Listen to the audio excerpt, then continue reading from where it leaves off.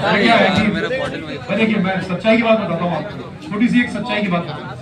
मैं राजस्थान बोर्ड से हूँ, समझ रहे बात? कहाँ से? राजस्थान बोर्ड का मतलब हो गया कि English medium, sorry Hindi medium. हमारे टाइम पर इंग्लिश मीडियम देखिए थोड़ा सा क्या होता है कि इंग्लिश मीडियम जो स्कूल थे उनकी फीस ज्यादा हुआ करती है। तो ज्यादा होने का मतलब ये हो गया कि पिताजी जो है अफोर्ड नहीं कर सकते थे नॉर्मली, अगर मैं बोलूँ है ना, अफोर्ड कर सकते थे पर एक्स्ट्रा बर्डन हो जाता। दूसरी बात, चलो इंग्लिश मीडियम में करा भी देते, पर एक्चुअली दिक्कत ये थी कि मेरे जो फैमिली बैकग्राउंड है उसमें इंग्लिश किसी को आती नहीं है, तो इंग्लिश वो पढ़ाएंगे कैसे? भाई बच्चे को पढ़ाना भी तो पड़ेगा।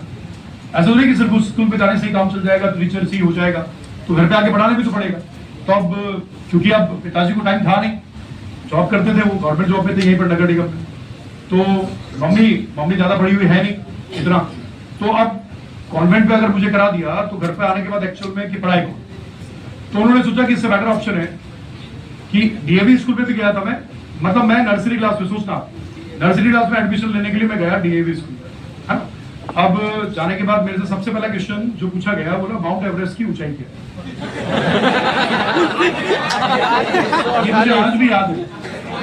अब आप सोचो कि जो नर्सरी क्लास में एडमिशन लेने जा रहा है उससे क्वेश्चन ये पूछा जा रहा है कि माउंट एवरेस्ट की हाइट क्या है, तो क्या ही तो मेरे घर वाले समझ गए कि ये नर्सरी में माउंट एवरेस्ट की हाइट पूछ रहे हैं, तो इसका मतलब मान के चलिए कि फर्स्ट क्लास से सेकंड क्लास से आते आते तो इनके कॉस्टला साइंटिस्ट आ जाए। तो फिर उन्होंने कहा भैया कॉन्वेंट तो छोड़ो, अपन तो कराते हैं नॉर्मल स्कूल में जहां पर फीस जो है ना 100-150 रुपए हो पर मंथ, 100-150 रुपए पर मंथ हो, तो करवा दिए। अब 5th क्लास तक तो इंग्लिश मीडियम चलाओ, तो जैसे तैसे उन्होंने पढ़ाया, मम्मी ने जैसे तैसे किया। फिर इंग्लिश मीडियम बैठा नहीं, तो फिर उसी स्कूल के अंदर after 5th class Hindi medium शुरू हो। स्कूल भी आपने देखा हो तो यहाँ पर सेंटर पब्लिक स्कूल है, सेंटर पब्लिक स्कूल तलवंडी में कॉर्नर पे है ना, कॉर्नर में जैसे आप मुड़ते हो वहां पर तो शिव ज्योति वो थाना है, वहां पर police station, Jawahar Nagar police station, उसके पास में कॉर्नर में सेंटर पब्लिक स्कूल, तो उसमें पढ़ा। अब वो स्कूल इतना बड़ा नहीं था, मैंने छोटा सा स्कूल था। तो अब क्या हुआ कि साहब हिंदी मीडियम स्कूल, अब हिंदी मीडियम से है तो साहब ठीक है कोई बात नहीं, पढ़ते हैं हिंदी मीडियम से कोई बात नहीं। मम्मी ने पढ़ा दिया, आराम से निकल गया, 12th बढ़िया से हो गई, 10th बढ़िया से हो गई। उसके बाद एक साल ड्रॉप ले लिया, ड्रॉप लेने के लिए बंसल में गया मैं, क्योंकि मैथमेटिक्स लिया था मैंने, तो मैं बंसल में गया था। अब बंसल में जाने के बाद उस टाइम बंसल का बहुत बड़ा नाम था, बहुत बड़ा, इतना बड़ा नाम पूरे इंडिया में किसी का नहीं था, और वाकई होना भी चाहिए। अब उस बंसल कोचिंग में एडमिशन के लिए एंट्रेंस टेस्ट होता था। अब उस एंट्रेंस टेस्ट के लिए मैंने बैठा है ना, तो जब तक एंट्रेंस क्लियर नहीं करेंगे तब तक आप कोचिंग शुरू नहीं कर सकते। तो मैंने एंट्रेंस दिया तो सब वहां पर तो एंट्रेंस में तो कुछ भी नहीं आया, तो नंबर ही माइनस में। IIT की तैयारी करने जा रहे हैं आप लोग, तो भाग आगे बेटे वहां। मैंने कहा ये क्या हुआ यार, ये पेपर तो कैसे फाइल होगा यार, ये खत्म हो गया। फिर पिताजी ने बोला एक काम कर, इसके लिए भी कोचिंग कर लो। सच्चाई। फिर एक क्लासेस चलती थी हमारे आसपास में, इंग्लिश क्लासेस चलती थी, जो इसकी तैयारी किसकी करवाती थी? कोचिंग इंस्टीट्यूट में कोचिंग की तैयारी और एडमिशन लेने की तैयारी। फिर वो तैयारी की, फिर वो तैयारी करने के बाद फिर जाके उसके बाद जाके फिर हमने उसमें शुरू किया, ठीक है ना। शुरू किया तो भाई कुछ समझ में नहीं आया। भाई वहां तो डेली क्या होता था, एक भी टीचर पढ़ाता, टीचर आके बात नहीं करता था, वो टीचर कभी किसी से, कोई भी टीचर आया किसी बच्चे से कोई बात नहीं, बैठा है ठीक है तेरी मर्जी जो कर रहा है। आया, लिखा, हाँ भैया क्वेश्चन हो गया, क्वेश्चन हो गया, क्वेश्चन हो गया, ठीक है चलो आज का खत्म। 7 दिन बाद डीपीपी मिलता था, डीपीपी को आता था, सॉल्व कराता था, तुम्हें बना कि नहीं बना ये पूछा भी नहीं, किसी से बना कि नहीं बना डजंट मैटर, चल जाओ। अब कुछ बच्चे जो थे वो तो होते थे कुछ बच्चे एक्स्ट्रा ऑर्डिनरी, और हमें तो पता नहीं चल रहा ये हो क्या रहा है भाई, ये 7 दिन में आ रहा है, डीपीपी करवा रहा है, और ये डीपीपी से मेरे से एक क्वेश्चन नहीं बनाया, ये सारे क्वेश्चन सॉल्व करवा दिए इसने, तो हाथ हो गए, और होगा क्या, तो भाई सब दिक्कत हो गई। तो यार ये क्या करूं, तो समझ में नहीं आया, कुछ मामला नहीं बैठा भाई साहब, बहुत मुश्किल रही, मामला नहीं बैठा तो मैंने कहा छोड़ो यार, समझ में तो आई नहीं, क्या ही मतलब है। पिताजी के 70,000 रुपये लगे फीस, 70,000 फीस थी उस टाइम, उस टाइम ज्यादा थी, मैं बोल रहा हूँ थी फीस उस टाइम, और 70,000 रुपये फीस दिया। तो मैंने कहा छोड़ो, पिताजी ने छोड़ दे, तेरे बस की वैसे भी नहीं, उन्होंने थोड़ी बोला कोचिंग की बस की बात नहीं, तेरे बस की बात है। मैंने कहा मैं भी ये बोल रहा हूँ मेरे बस की बात, मैंने भी बोल दिया, मैंने भाई मेरे बस की बात नहीं, कोई बात नहीं तेरी छोड़ दे। फिर मैं रेजोनेंस हो गया, जब वहीं से आरके वर्मा सर गए तो रेजोनेंस हो रहा था, तो रेजोनेंस में J2 बिल्डिंग है वहाँ जवाहरनगर मेन रोड पे नाले के वहाँ पर J2 बिल्डिंग अभी भी हूँ, वहाँ पर कुछ और क्लासेस होती है, तो वहाँ पढ़ना शुरू किया था। वहाँ पढ़ना शुरू किया तो फिर से थोड़ी बहुत तो समझ में वहाँ पर आ ही गया था कि डीपी में क्वेश्चन क्या क्या होते, सॉल्व तो करा ही देता था। अब मामला बैठना शुरू हुआ कि हाँ यार मजा आ रहा है, आप साउंड आ रहा है, साउंड आ रहा है, साउंड आ रहा है, साउंड आ रहा है, ठीक है। और वो समझते समझते समझते सिर्फ समझते गया, मैं सिर्फ समझता ही गया, सिर्फ समझता गया, सिर्फ समझता गया। क्वेश्चन तो क्योंकि क्वेश्चन तो डीपीपी वाले जो थे वो तो थे ही सही, अब वो दोबारा मॉड्यूल में भी करने होते हैं तो वो तो बन गए।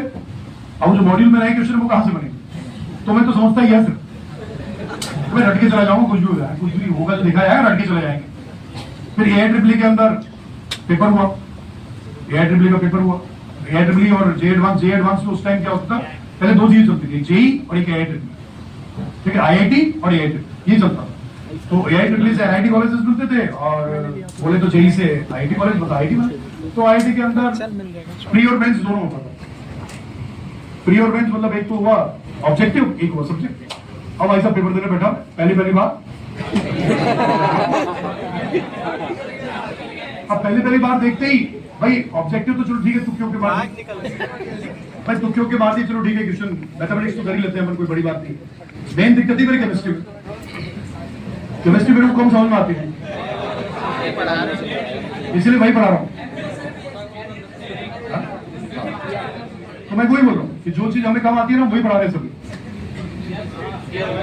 अब उसके बाद भाई पेपर में फिजिक्स और हुआ, अब उसमें मेंस में तो हो गया है ना, मेंस उसमें सॉरी प्री में तो हो गया, ऑब्जेक्टिव हो गया भाई, ऑब्जेक्टिव में जबरदस्ती लड़के गए थे, खटाखट टिक मार कर दी, हो गया काम खत्म है ना। अब आया सब्जेक्टिव वाली, अब सब्जेक्टिव मुझे आज भी याद है, मेरे पास सब्जेक्टिव तो पेपर में वो क्वेश्चन आया था पॉलिंग स्केल पर न्यूमेरिकल, पॉलिंग स्केल पर न्यूमेरिकल बताते ना, अब वो पॉलिंग स्केल पर न्यूमेरिकल आया था मेरे पास। उसका न्यूमेरिकल का डेरिवेशन होता है, वो डेरिवेशन बहुत टिपिकल होता है, उसे जो कैलकुलेशन है वो बहुत टफ होती है, क्योंकि बॉन्ड एनर्जी से रिलेटेड है, उसमें A2 की बॉन्ड एनर्जी B2 की बॉन्ड एनर्जी लेके फॉर्मूला पे अप्लाई करना पड़ता है। 0.028 अंडर रूट x से minus H B resonance energy आती है वहां पर। तो भाई साहब डेरिवेशन बड़ा सा और बड़ा भारी वाला, मेरे को तो पल्ले ही नहीं पड़ा है, तो क्या डेरिवेशन कैसा पता ही नहीं, रटके गए थे वहां, कुछ पता ही नहीं चला। अब उसमें कट ऑफ गई केमिस्ट्री में 5 नंबर, कट ऑफ बता, हाँ केमिस्ट्री में 5 नंबर है ना, मैथमेटिक्स में 10 नंबर और फिजिक्स में 7 नंबर, ये कट ऑफ जाती थी सब। हाँ अरे तो वो बनता ही भाई, आपको क्या लगता है सब्जेक्टिव पेपर में क्या कैसी बात करते हो आप? उस टाइम मेंस निकालना बहुत भारी बात, उस टाइम के जो IIT इंजीनियर बने हुए हैं बहुत बड़ी बात मानी जाती है, आज की नई बात थोड़ी ना है। तो कट ऑफ इतनी कम और मामूली से जाती थी। अब हो सकता है कट ऑफ की बात कर रहा हूँ, ये तो वो है जो कट ऑफ, उससे ज्यादा तो बहुत सौ बच्चों के नंबर होंगे जो अच्छे से पढ़ाई करके दे रहे हो, और मेरे तो वो भी नहीं है, नहीं आया तो क्या कोई बात ठीक है, नहीं आया फिर भी अपन ने बीटेक कर ली, कहीं से भी क्या हो तुम्हें भाई IIT से तो किया नहीं है ना। अब उसके बाद ये हुआ कि भाई बीटेक करने के बाद सबसे बड़ी बात भाई नौकरी लग गई, जैसे 4th ईयर बीटेक कंप्लीट हुआ जॉब लग गई भाई, जॉब लगी कहाँ पर, भारतीय एयरटेल सुना होगा मानेसर में, मानेसर में बहुत बड़ा प्लांट है भारतीय एयरटेल, ऐसा वहां से कॉल लेटर आ गया मेरे पास। पहले दिल्ली गया तो दिल्ली में 2-4 जगह ट्राई किया, कुछ भी नहीं हुआ, फिर ऑफ कैंपस इंटरव्यू निकला था भाई, हो गया तो वहां से कॉल लेटर आ गया तो भाई चले गए तो वहां पर मेट्रो सिटी है, वहां पर ऐसा था कि यार समय का पता ही नहीं चल रहा, कब आप जा रहे हो कब आ रहे हो, रात भर प्रोजेक्ट बना रहे हो, जबरदस्ती काम कर रहे हो, सैटरडे संडे छुट्टी मिल रही है पर फिर भी आपका दिन जो है बेकार है, आपकी लाइफ बेकार। तो फिर अब क्योंकि घर वालों का अकेला ही हूं मैं, क्योंकि ब्रदर भी नहीं है सिस्टर भी नहीं, तो अब दिक्कत वो यूं बोले तू तो रहने दे, तो मतलब ही नहीं है वहां, क्या मतलब आ रहा है, जबरदस्ती टाइम खराब कर रहा है, उठे यार। मैंने कहा हाथ जाऊंगा करूंगा अभी, कोई बात नहीं कुछ तो कर ही लेगा। तो उस टाइम से किस्मत से जैसे मैं आया तो उसके अगले दिन पत्रिका में जॉब इंटरव्यू निकला हुआ, किसके लिए भाई, फैकल्टी रिक्वायर्ड, हाँ 2009 की बात बता रहा हूँ मैं, नवंबर 11 नवंबर की बात, तो 2009 11 तो मैं वो निकला, तो पापा ने ऐसे सुबह पढ़ रहे थे, पापा ने बोला ले एक काम कर यार तू तो ना ये निकला हुआ है कुछ अपने यहीं के पास है, कोई ऐसी अपनी इच्छा ही नहीं है कि बहुत बड़ा पैसा वैसे कमाए, कुछ ऐसा मैं काम चल ही रहा है, दाल रोटी चल रही थी, क्या दिक्कत है, क्योंकि मैं हूँ गवर्नमेंट जॉब है ही मेरी, कमी तो आएगी नहीं तेरे को, अकेला ही तो है वैसे भी, कौन से दहेज वेज देना है, सही बात है, अच्छा ही है ना। तो नहीं अब तो मैं दहेज कितना लिए थे सर? भाई चला गया तो वहां पर पीरियोडिक टेबल का पहला लेक्चर तैयार करके गया, how do atoms combine, why do atoms combine. भाई एटम्स कंबाइन क्यों होते हैं और एटम्स कंबाइन कैसे होते हैं, तो पढ़ाते हमारे वहां पर जो एचआर डिपार्टमेंट में जो हेड थे, उन्होंने देखा कि भाई ठीक है, अच्छा है, बढ़िया, आ जाओ कल से। तो मैंने कल से हाँ कल से ठीक है, हाँ कल से। मैं सोच रहा भाई कि काहे को ले लिया इन्होंने जबरदस्ती, मैं ऐसे ही आया था। तो मैं अगले दिन फिर उन्होंने कहा ऐसा करना, एचआर मैम है उनसे मिल लो। मैंने बिल्कुल मिल लेते मिल के गए, जाके मिलते उन्होंने ऑफर लेटर टाइप कर दिया। ऑफर लेटर में लिख दिया सर 22,500 रुपए मिलेंगे पर 22,500 2009 के बाद। तो 2009 में 22,500 रुपए पे ज्वाइन किया। पहले जी अच्छा वहां ज्यादा मिल रहे थे, पर सुकून जरूरी था ना। तो सुकून की वजह से घर वालों का सुकून, फिर मेरा सुकून, क्योंकि क्या होता है कि जब अकेला इंडिविजुअल लड़का होता है तो उसके बाद जिम्मेदारी ये रहती है कि घर वालों को देखना पड़ता है। तो मेरा मन वहां नहीं लगे और मम्मी का मन इधर नहीं लगे। भाई 2-4 बच्चे हो तो कोई दिक्कत नहीं। तब तो एज मेरी 22 साल था ना, 22-23 साल का था। 22-23 साल का तो शादी का ही करेगा यार। हो जाएंगे 22 के, हमारी करवा लीजिएगा। हमारी जो कास्ट है उसके अंदर मिनिमम, हमारे कास्ट की बोलूं मैं तो हमारे परिवार की बोलूं कि मिनिमम शादी की एज जो है ना वो 28 है, मैक्सिमम 30 है। 28 to 30 के बीच में शादी होती है, 25 के बाद। उसके बाद 22,500 के बाद पढ़ाते गए भाई। पहले तो टाउन पे गए ट्रेनिंग फैकल्टी के पास, ट्रेनिंग होती है ना, तो सीखे तो नहीं यार। बीटेक करने वाले को क्या ही पता है क्या आता है, छोड़ चुका तो बहुत पहले उससे। तब सीखा, पढ़ाई की रात में पढ़ाई की, सीखा। बहुत से बच्चे आते गए, डाउट बता के सीखते गए।